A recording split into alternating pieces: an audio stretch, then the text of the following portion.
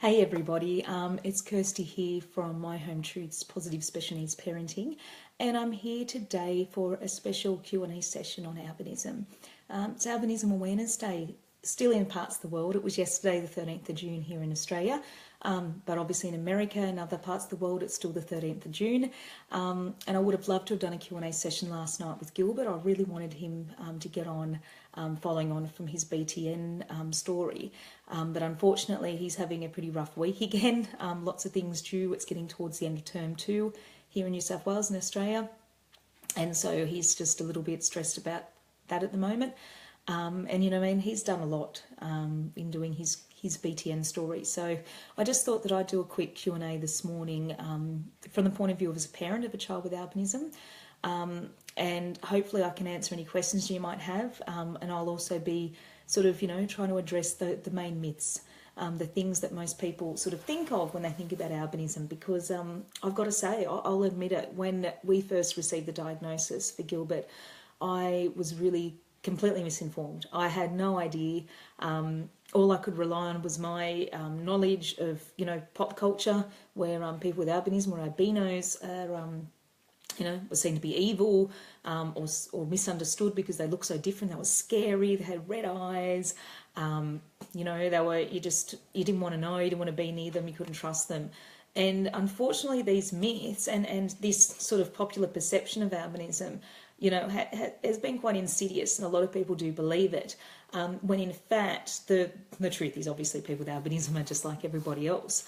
But it's quite interesting that, you know, the popular perception sort of remains. And I don't think it helps that, you know, big franchises like the Da Vinci Code, for instance, you know, use an evil albino monk, you know, as one of the main characters in the story. When if you read that, if you had any idea of albinism, there's no way, for instance, that, you know, anyone with albinism could really be a successful sniper, because one of the little known things about albinism is the vision impairment that comes as a result of it. So I want to address some of the myths today. I want to talk about, you know, set the record straight as a parent of a child with albinism.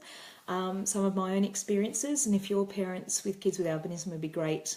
You know, if you've got any questions or if you've got any thoughts to chime in on, it'd be awesome too. Because really, the point of International Albinism Awareness Day is to spread this awareness message, and I think this is the best way to do it, is to talk directly to people, you know, about our experiences and sort of set the record straight that albinism is nothing to be feared, looking different is nothing to be feared.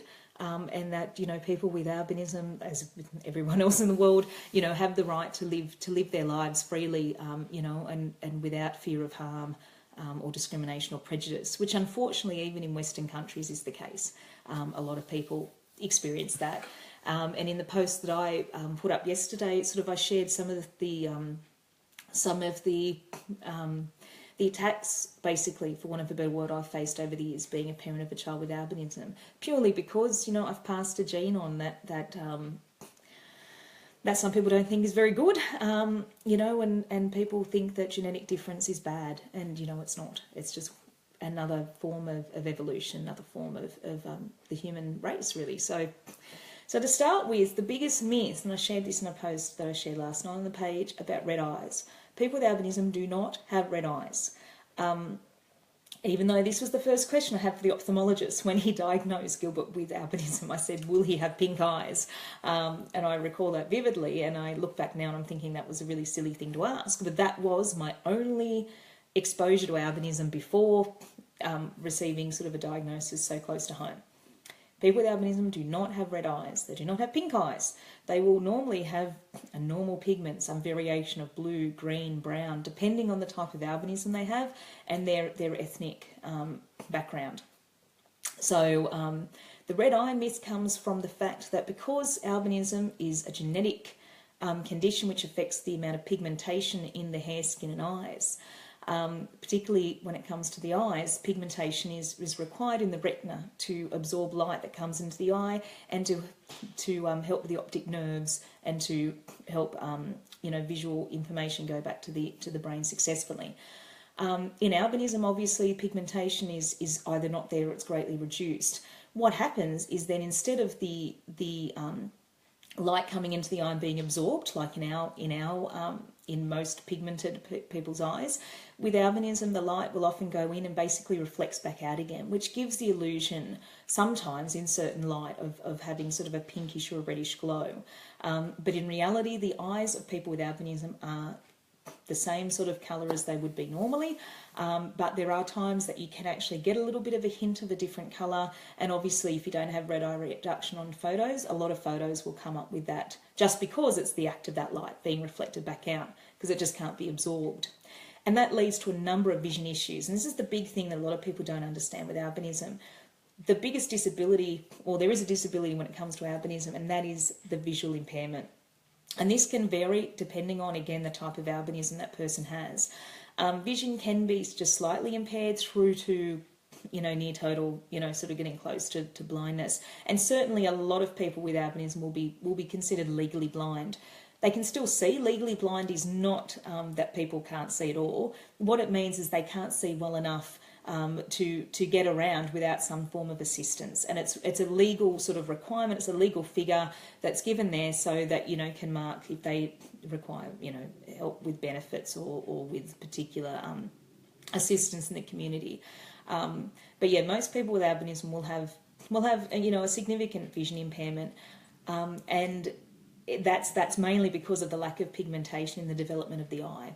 And can be quite complex, but essentially it's just that because the light's not being absorbed back in, it means that the information can't be sent back. It's got other things to do with optic nerves not forming as they should, and so the result is that focus and visual acuity is impaired with most people with albinism. There's other conditions to do with the eye that can affect people with albinism as well, and that is nystagmus. And if you look really closely at my son's video that he did for BTN, you'll find that his eyes move around involuntarily quite quickly. If you look really closely, you can notice that. And nystagmus is basically it's the eye trying to find that focus, because obviously they can't. The eyes don't have the pigmentation, and in the development of the eye, focus wasn't really. I suppose, something that the eye can do very well. There's a reason I'm not a doctor. So the nystagmus is another part of the condition where the eyes will move involuntarily quite fast. People are not aware it's happening, and there is something called a null point. So there is a point where the person can actually see best, where the nystagmus will slow down a little bit to allow them to see properly. For some people, that null point can be sort of looking in sort of at an angle. Gilbert's null point, which I think is sort of frustrating, but it's actually like this. It's above his eyes. So he wears glasses, but often he will be looking down like that, because that's sort of where his null point is. It's sort of over like that, and that's where his nystagmus slows down the most. Other parts of or eye issues that people with albinism can have is photophobia, which again is due to the lack of melanin and pigmentation in the eye, and that's basically this inability to deal with glare. So our house, for instance, we have tinted windows, and we have blinds. We have Venetian blinds, so we can sort of reduce the glare that way as needed. He sits in the middle of the car, so that helps him. It protects him from the sun, but it also gives him that reduced glare. Because it's actually physically painful, and his glasses are tinted, so when he goes out into the sun or outside, they will tint up to give him a little bit more help with that. Another condition with the eye that people with albinism can have is called strabismus, and strabismus is when you've got a turned eye, and again that's usually because of the difficulties in focusing due to the lack of pigmentation, and sometimes this needs to be corrected with surgery. Other times it can be corrected with patching, but yeah, that's another big issue that affects people with albinism. For a while then, when Gilbert was younger, we thought that he might have a bit, he might have had a bit of strabismus, but it seemed to resolve itself. One eye didn't move quite in conjunction with the other, but it seems to have resolved itself now. Another visual issue with albinism is depth perception. So because the focus has never been developed properly in the eye with the lack of melanin, it's very difficult for people with albinism to actually see depths. So going downstairs can be difficult, and particularly if the bottom step and what you're going down to, it's not clear that that there's a big drop or a little drop. And there's actually video online, and I have linked to it before, which shows you how debilitating this can be and how much of an issue it can be in every day if you can't really quite see how far you need to step at any given time. So altogether, those issues, the nystagmus, the strabismus, the photophobia, the depth perception issues, and the general lack of visual acuity and distance vision that comes from albinism, really do come together and can create a lot of issues from a visual point of view. And so, which means that things like, the evil albino monk in Silas in the Da Vinci Code couldn't possibly, if he had albinism, really would not be able to have shot a guy at a distance in the dark. Like, it's just not, it's not feasible with the type of albinism that he was portrayed to have.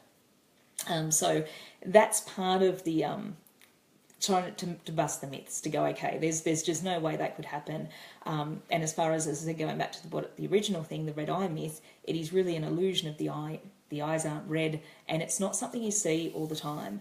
We saw it a lot with Gilbert when he was little, when he was a baby, and that was mainly because he was laying down, and so his eyes were looking up and the light was reflecting back much more than it normally does. But as a young man, as a teenager, we rarely see that now. It's mainly in photos. If you take a photo and you don't have red eye reduction on, it can come up. So that's the main issue, and I suppose with the red eye and with the eye difficulties. Now, he wears glasses. A lot of people with albinism do wear glasses, but the glasses will not fix the condition. The glasses do not really give, doesn't address the albinism side of it. They could have tinting, which will give them that assistance with glare. But for the most part, people who wear glasses and they have albinism is to address another sort of visual issue, sort of like short-sightedness or long-sightedness, or astigmatism, which Gilbert has and I have. That's why I wear glasses. My eyes don't work together incredibly well, so I used to have lazy eye. I was one of those patched kids. I remember at primary school having to wear a contact patch over one eye. It was very special. It looked great. But yes, that would be the reason that people wear glasses with albinism. It's never going to fix their condition. There is technology about that can help. So Gilbert in his BTN video talked about being able to drive, or still being able to drive with 648 vision. Unfortunately, he probably won't with existing technology and the existing testing regime for driving. Your vision needs to be better than 612 at the moment to drive in Australia. However, with the technology, we've got self-driving cars that they're testing. We have a lot more technology. We have bioptic technology in the States that we can't use here in Australia yet, but in some states of America, people can actually, with albinism or with a significant impairment, can drive wearing bioptic technology, which basically magnifies what they're seeing. They've got to have special training to do that. So, I'll never say never. He could very well drive. I don't know, and I hope one day he can. I'd love to see him have that independence. But for the moment, and say for the next 3 years, which is what he's counting off to since he's 13 now. Oh my God, I'm driving. Him getting a license, him getting a job, all this stuff sort of freaks me out just as a parent without the albinism to consider.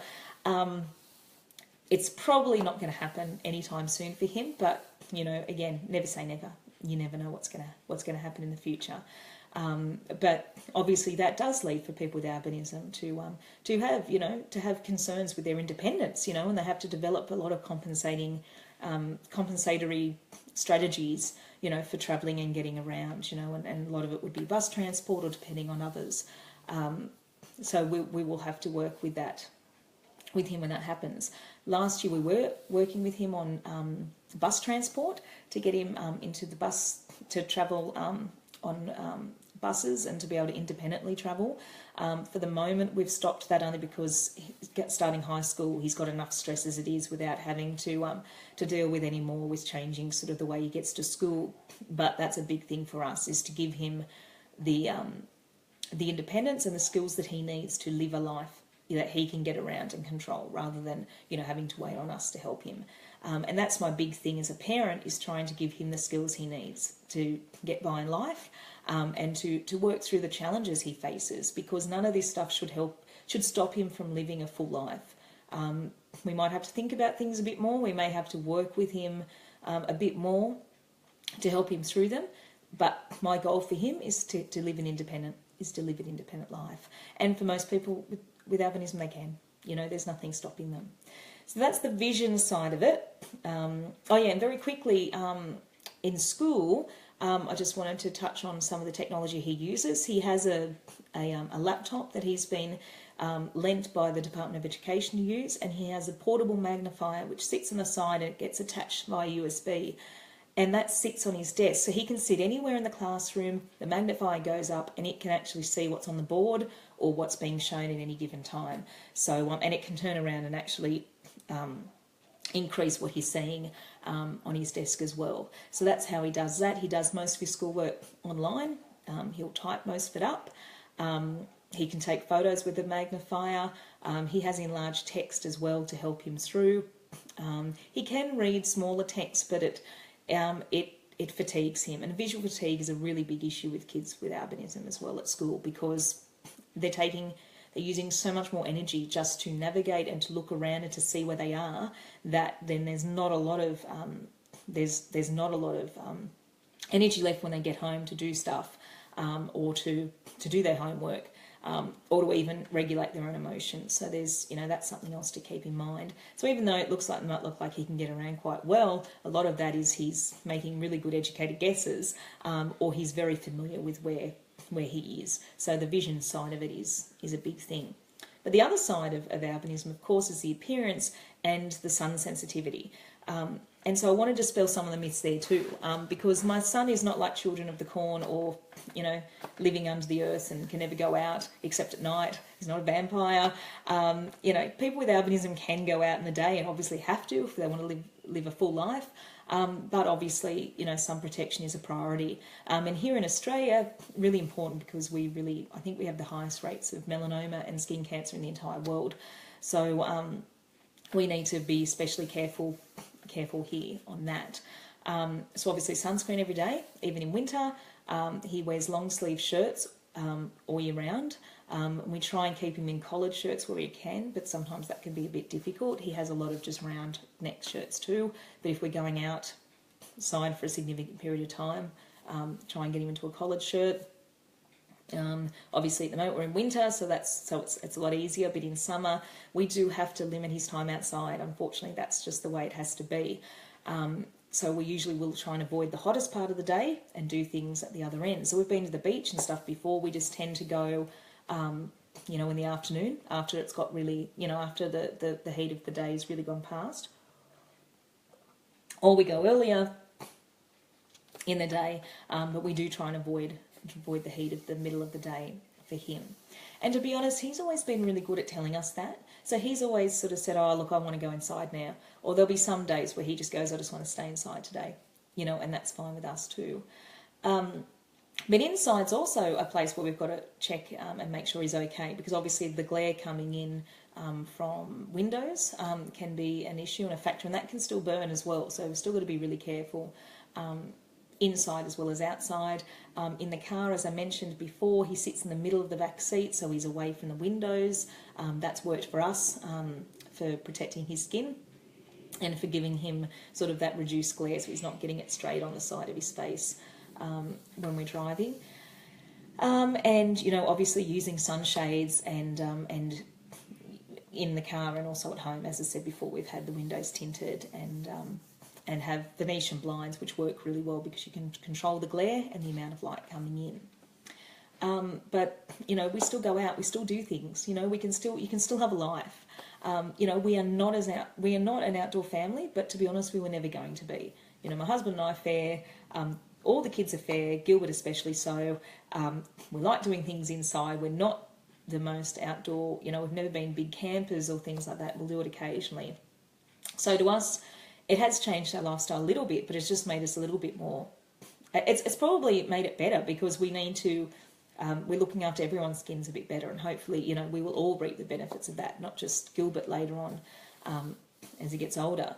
Obviously, hats are big in our house, and sunglasses, and sunscreen. We use a SunSense Ego.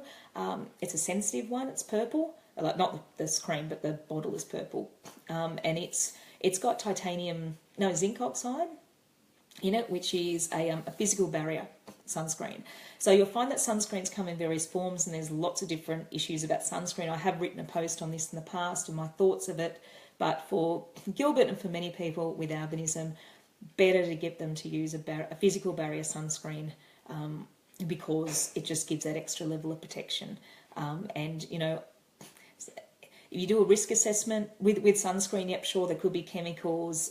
You know, who knows what in the future we're going to find out. We always find different things as we go. But for the moment, as a parent, I am more concerned about stopping him getting skin cancer and possibly dying of melanoma. So I would prefer, I've done a risk assessment, and the risk of him and skin cancer and sun damage as a person with albinism is far greater than any risk there might be to any sort of chemical exposure in the sunscreen. So that's my take on it, and that's what we do. Because I couldn't live with myself if I just said, yeah, just go with a lesser sunscreen or whatever. I can't. So that's something that has to be done from an early age. And I still remember before he was diagnosed, he was a baby, we went to a park. He sort of talks about this in the video. It wasn't just we went to a park and realised he had albinism. Obviously, we had a specialist appointment talking about that, but he got really badly burned. Even though we'd taken all this protection and all this safety. He was only sort of 10 weeks old at the time. So it really is real, and it's something that you need to take into consideration if you're a new parent with a child with albinism. Always really important to try and protect their skin, but more so to get them in that habits they can carry on. So we're in a really difficult position at the moment, because obviously Gilbert's gone to high school, he's 13, he doesn't want to be different, doesn't want to bother putting sunscreen on, but we've really got to hammer it home to him, and I'm hoping that just the habit that he's into is into a habit with his hat. He's the only one at school who wears a wide brimmed hat, and that's fine, he knows he needs it. It really helps, that gives that extra protection of glare for him as well, having that, so it's stopping the glare coming in from the sides, and it gives him protection on the nape of the neck as well, which his collar does too at school. But they're the sorts of things, you know, that we need to keep in mind just on an everyday basis when we have someone with albinism. And there's other myths as well around. Now, a lot of these are more in sort of less developed countries. This is the reason that International Albinism Awareness Day was mandated by the UN back in 2015. You may or may not be aware of, there's a lot of attacks in places like Malawi, Tanzania, Nigeria, where people with albinism have been attacked and for their body parts. And this is based on superstition and based on the mistaken belief that people with albinism they're either cursed or they're blessed, depending on who you talk to. But there's a belief, particularly by politicians for some reason, that albino body parts can bring good luck. And so people are actually, sadly, very, very physically and terribly attacked and murdered for this reason. We're lucky here in Australia and here in the West that is not as much of an issue for us. But prejudice and discrimination remains, and that's why, as I said, my post I did yesterday where I was attacked for having a child, for passing on a genetic difference, basically, is what, you know, and for making other people uncomfortable because my son looks different, or, you know, for condemning him to a life, a sure life of unhappiness because he looks different. Like, there's a lot of antiquated and old thinking out there, even here, even sort of where we are. But obviously, and thankfully, we don't face those same real life dangers that people in certain parts of the world face. So it's really important that we try and do what we can to stop those myths. And that's why I talk about the red eye and talk about vision and talk about all this stuff, to get people to understand that albinism is nothing more than a genetic condition that's led to no production or little production of melanin in the body. That is all it is. It does not affect intelligence. So obviously people with albinism may have a degree of vision impairment, which may impact on learning outcomes, but with the right support, there's no reason why people with albinism can't perform as well as anyone else at school. You know, just look at Gilbert. He's in a gifted and talented class. And though he has albinism, he has autism, he has anxiety, but he is a smart kid, and that shines through. And so there is no reason that without the right supports in place to help with the vision, to give them a fair playing field, there's no reason people can't go far. We've seen that ourselves here in Australia. We have, prominent doctor with albinism, a state MP with albinism. We've had got a Paralympic runner, musicians, with people from all walks of life and with all sorts of skills and abilities have albinism and have been able to work, quite efficiently and well in that case. There is no reason our kids, anyone with albinism, cannot do what they want to do. We just need to work out ways that we can help them get there. And that's my philosophy with my son for everything that we face, with my daughter, for all my kids. There is nothing that they can't do. The only person that can stop them is themselves and us as parents. So that's why I'm really passionate about, positive special needs parenting. I'm really positive. Can't even speak, but I'm really passionate about being positive and seeing the opportunities rather than the challenges. And that's very much so with albinism. And all I can hope is that this day will increase and we'll get more spotlight and get more attention as the years go on. So it really can help those people in the countries that need it, those people who are facing mortal dangers just because they happen to have lost the genetic lottery, according to some people, and, have been born without pigmentation. So it's really important that we shine the light on that. And not just obviously in those countries, but here as well. Because as I said, discrimination, prejudice is rife. And misunderstanding drives a lot of that. Because people don't understand the condition, they don't understand sort of what we're dealing with. And that's the reason that I'm here, and the reason that I've sort of wanted to talk about this today, is to basically set the record straight about albinism.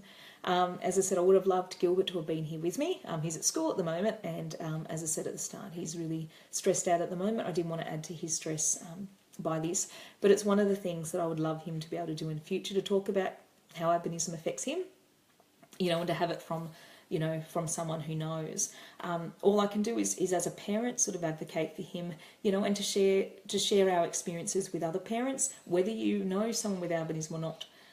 Because I think it's one of these things that if someone, one of the worst things I hear people calling other people albino, you're albino, whatever. And I don't think they really realise, that is a real condition, that real people are facing it. And that's the other thing. You'll probably notice that most of the time I've spoken and referred to people with albinism. The word albino is not really something that you should be calling people with albinism. They might call it themselves. My son, for instance, used the word albino in his report yesterday. He's comfortable using it, that's fine. If he wants to identify that way and use that word, that is his prerogative, because he has the condition. I'm certainly not about to go and use that word, which is seen in quite a derogatory way, and is also seen as a mark of disrespect for a lot of people in the albinism community. It's sort of like, autistic. A lot of people, I'm learning to use that word a little bit more because it is being reclaimed by the community. So that's slightly different, but the word albino is certainly not one that people use widely in educated sort of circles, people who understand albinism. However, it could be a word that's reclaimed, and if my son wants to use it, that's his choice. But I want to respect the people that I'm trying to to represent in my own way as a parent, and that's just not something that I'm comfortable in using sort of in that way.